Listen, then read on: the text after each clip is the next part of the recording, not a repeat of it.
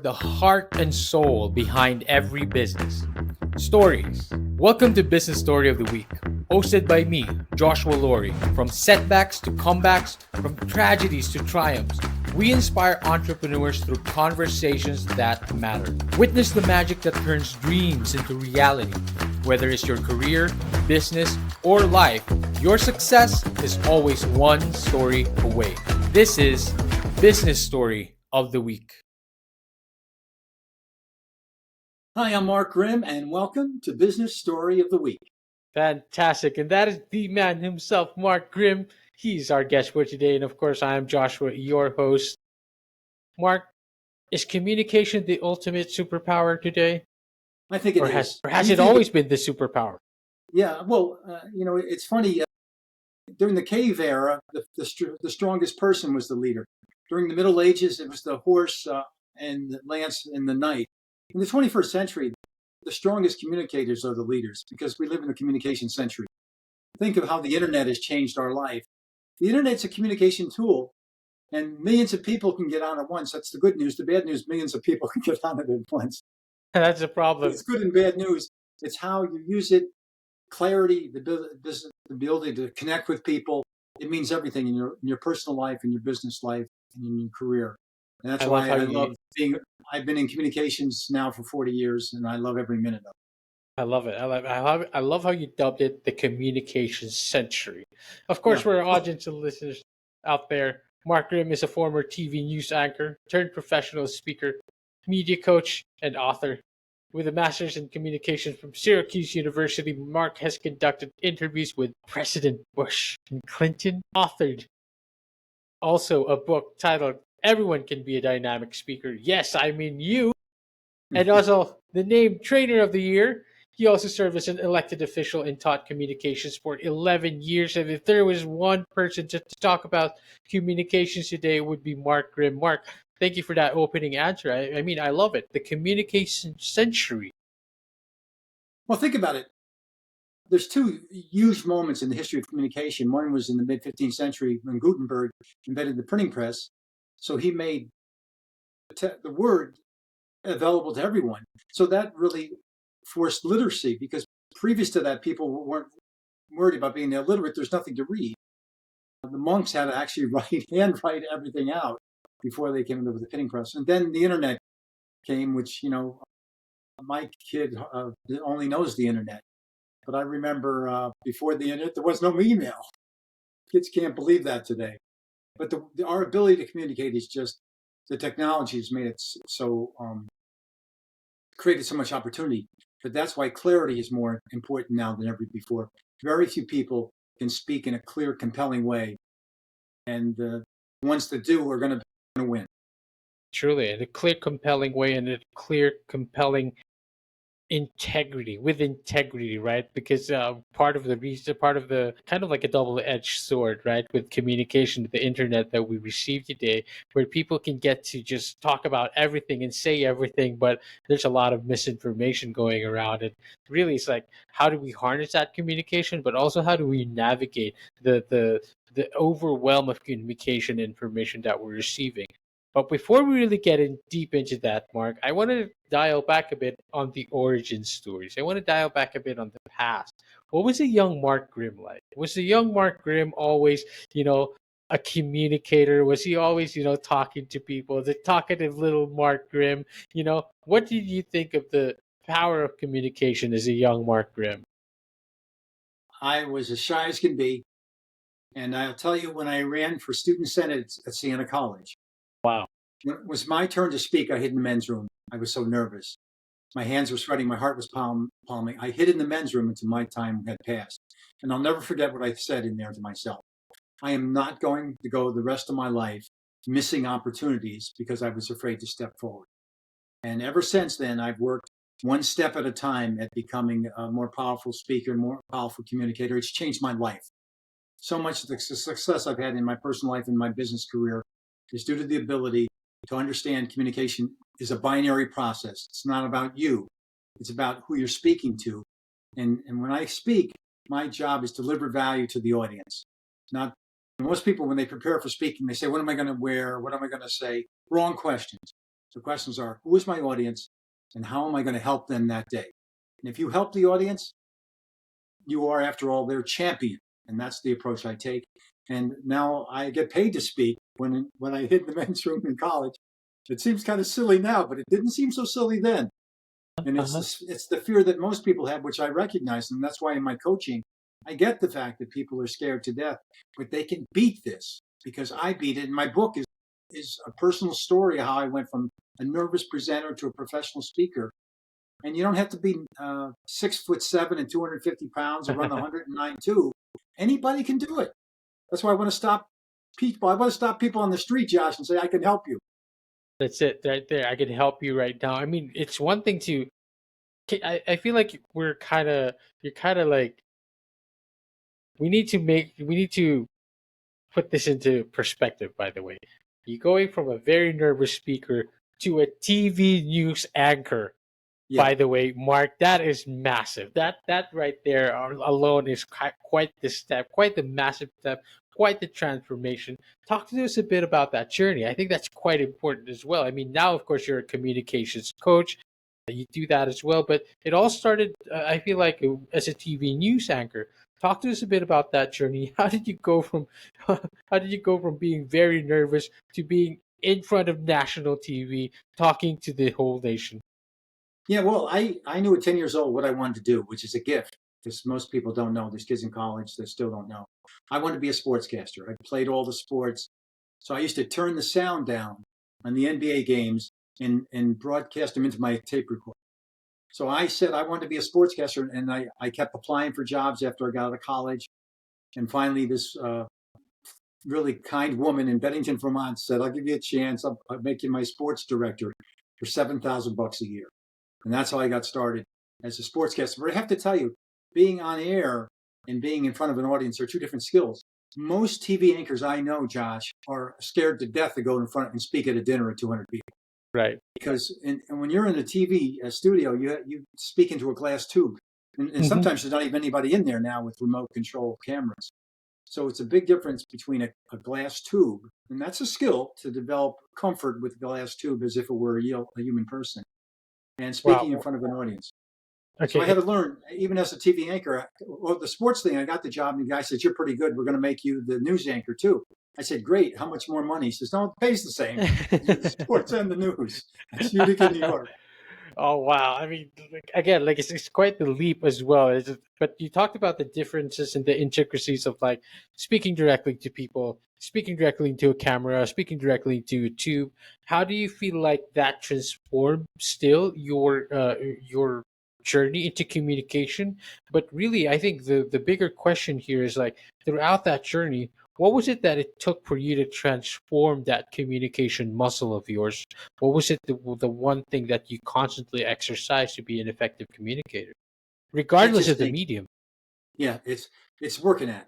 I mean, I used to watch my tape after every newscast, and people thought I was vain. Oh gosh. Baloney. I wanted to get better. I wanted to get better every time. So it's not that often that you can actually examine your work on video. And that's what I did. I could examine my work on video. And then, like the first time I was a rookie, had an earpiece. The producer was a rookie. I was a rookie. And the tape broke. And this was film. This is how old I am going back to just film. The tape broke when I was introducing the story. And the producer said, it broke, it broke, it broke. No, So I I had to know. finish it, and I stumbled around. And then I didn't even want to leave the newsroom afterwards. And the news director was kind of chuckling. He says, Mark, you're a first year guy. It's going to happen. Get better at it. So I learned to get better at it. And then one person said one time, this guy's so good. Something went wrong and he was really smooth and he didn't get knocked off his game. And I said, you know what? The real pros are something went wrong and you never knew about it. And that's where I got to after working at it. Something could go wrong and I was in the ability to react immediately. And you wouldn't know something goes wrong. And that's the real pro.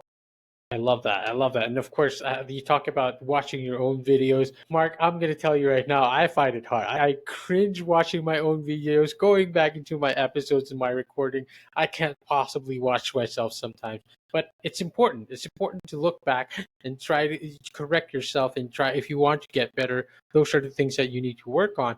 You also talk about being a pro, like quickly just kind of snapping and kind of like making sure like wow it never happened, like a kind of like an improvisational skill, so to speak. Yeah, Mark, again, these are a lot of different types of ways to work on it. Again, it feels like communication is a muscle, it's a superpower. If you wanted to yeah. turn it into a superpower, you constantly need to work on it. What are other exercises or what are the other things that you teach people, you coach people in order to make it stronger, make communication more effective? Yeah, if I could just, I want to talk about the superpower tag that I put on it. Please, please. I had a client approach me, found me on the internet, a public speaking coach, and he Hmm. said, I was a drug addict. I lost my marriage, I lost my kids, I lost my job, I hit rock bottom. It took me a long time to get back. Now I've been clean for a year.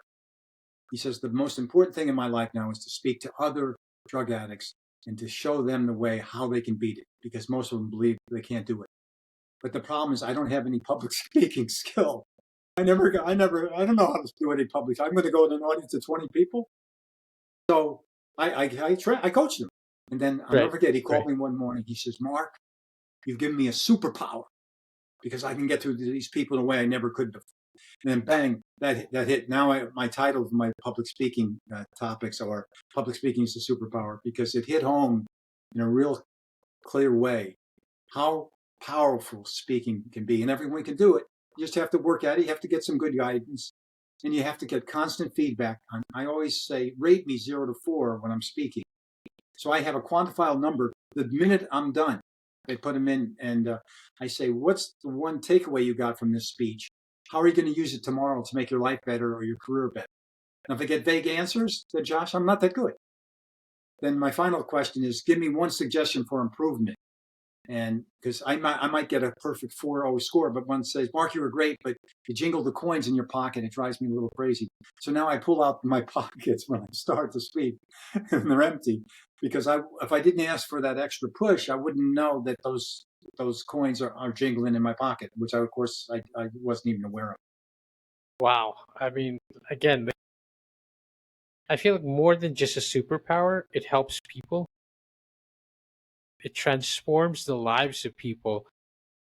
If there's one thing that you couldn't like, you didn't think you had in you, and then teaching someone like, wow, anyone can be a communicator. I mean, that's literally the title of your book, right? Anyone, everyone can be a dynamic speaker. On your website as well, you highlight the importance of transforming nervous presenters. I mean, transforming lives, transforming anyone into a dynamic speaker. You talked about that inspiration where you talk about like someone, felt like they had a superpower. And how do you feel like this mission has evolved over time? Do you feel like you've constantly have you encountered a lot more of these stories? Do you feel like more and more today that anyone can truly be a speaker? Yeah, no, I get people, they find me on the internet, they call me up, and I changed my page to say, it takes a lot of guts to call a stranger and to be honest about something that you're not doing well. Because people take speaking so personally. You might say, hey, Josh, you're a lousy tennis player. And you say, oh, yeah, you're right. I can't play tennis. But they say, if you're a lousy speaker, people take it personally. And you shouldn't. It's a distinct skill that you can develop.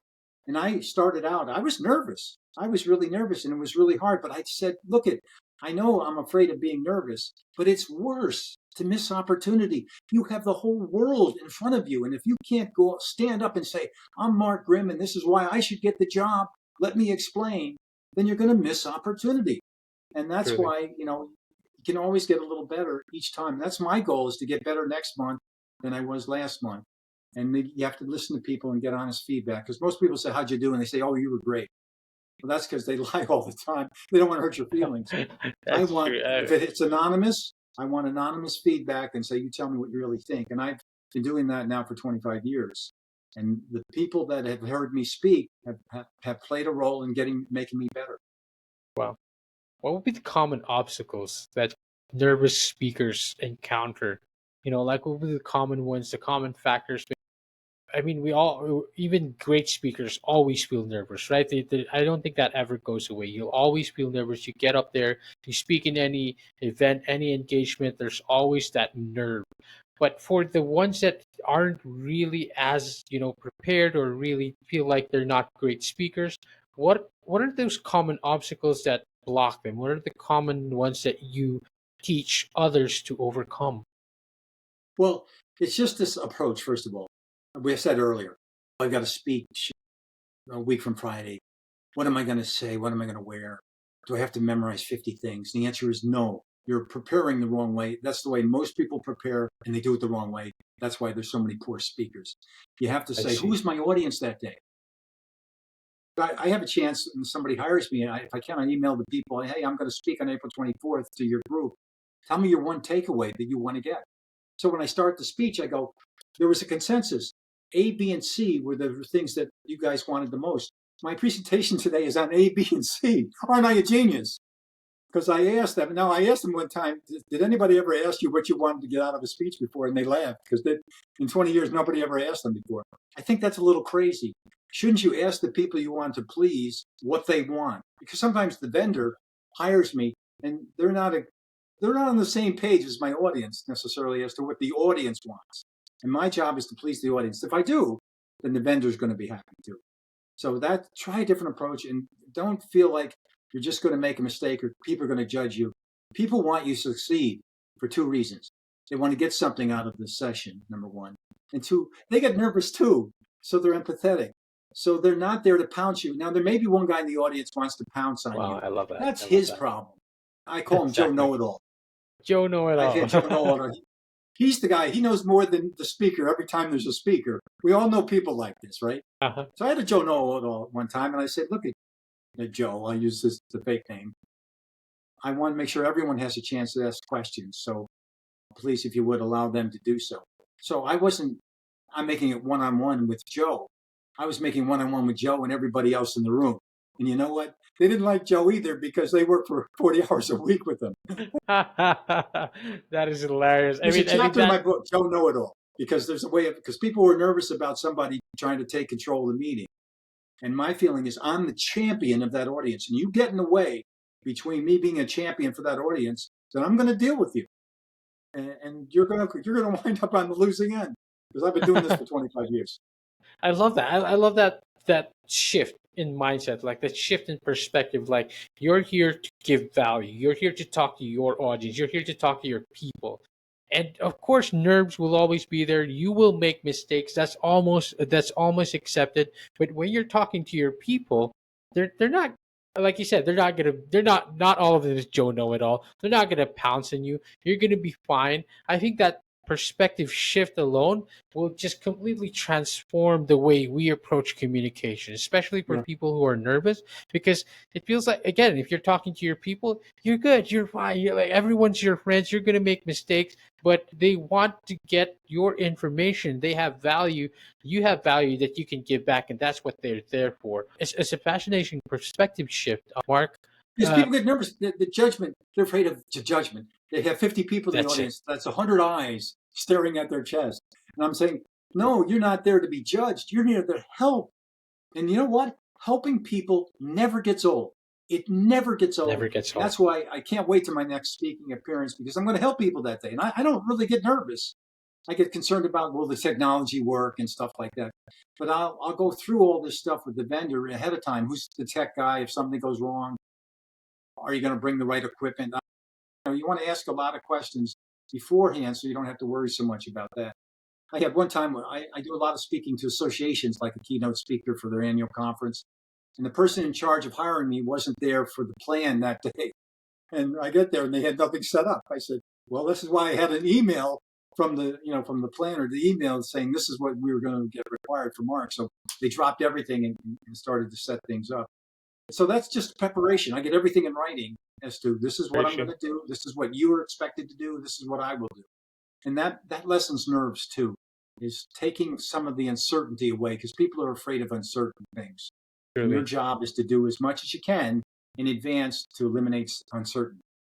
And preparation truly is the master of all of that and really puts you in a position where you can succeed best. Again, I love that you said it does lessen the nerves. That's true. Just prepare as much as you can. Bring the right equipments, write it down. Prepare all the preparations that you could possibly think of. It will lessen all that nerves, and really, the everything is up. everything, leaving, don't leave anything up to chance, but do your best as well. And I think that you won't regret anything. Mark, rapid changes, different changes in media communication. We talked about this, the open communication, the opportunities out there in the internet today. Where do you see the biggest opportunities for people to improve their public speaking? And how do you see also yourself continuing, teaching communications in the coming years? Well, I just think you have to focus on, in grad school in Syracuse, I learned communication is the binary process. And I never forgot that That's from it, one of the my binary professors. process. People think, it's about me. It isn't. It's a That's two-way street. Who's receiving the message? That way, messages are different. For example, if I'm talking to a baby, I go, Gucci, Gucci, goo, aren't you cute? Nobody thinks that's odd. But if I was talking to a 20-year-old that way, they would really think that's odd. The reason I changed, because I'm thinking my audience, an infant is a different audience than, say, senior citizens.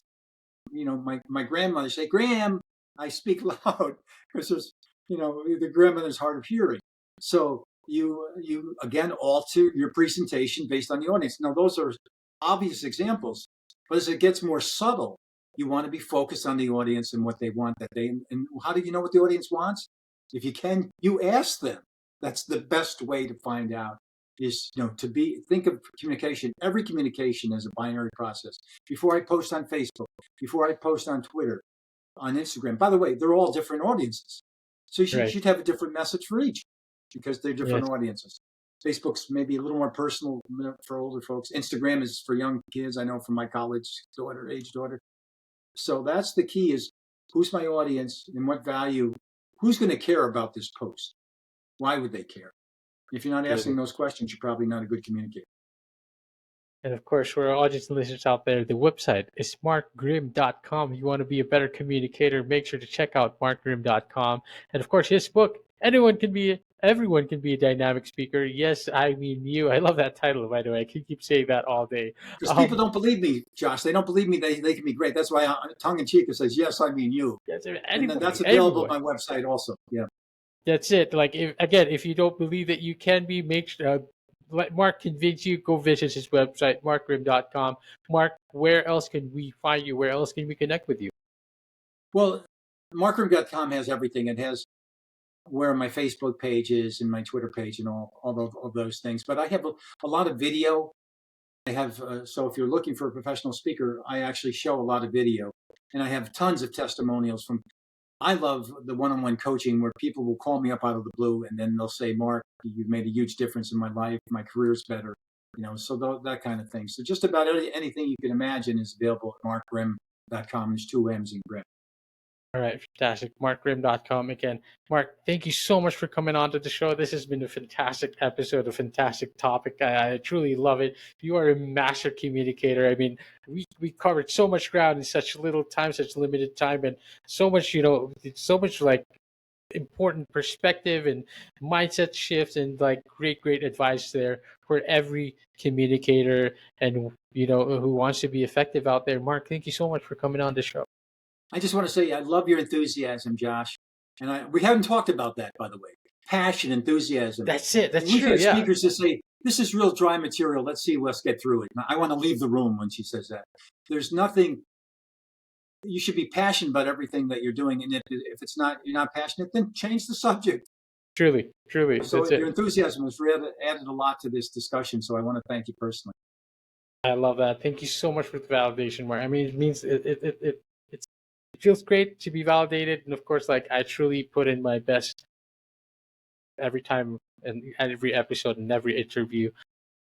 I think that's just so I agree with that. Make yourself enthusiastic. Make yourself genuinely interested in anything, and I think everyone can. It's contagious. Anyone can be interested. We can make everyone interested in all of that. Mark, thank you so much for coming on to the show. I'm very happy you agreed to come on. It was great. It was a privilege to be here, and best wishes to you, Josh. Appreciate it very much. Fantastic. To all our audience and listeners out there, thank you for watching the episode. I hope you guys enjoyed it. We will see you on the next one. Bye bye. All right, so here's the thing. We try to get a little bit better every day, but we can't do it without you. So if you like the video, make sure to like and subscribe below. And if you have any comments, just leave them in the space under.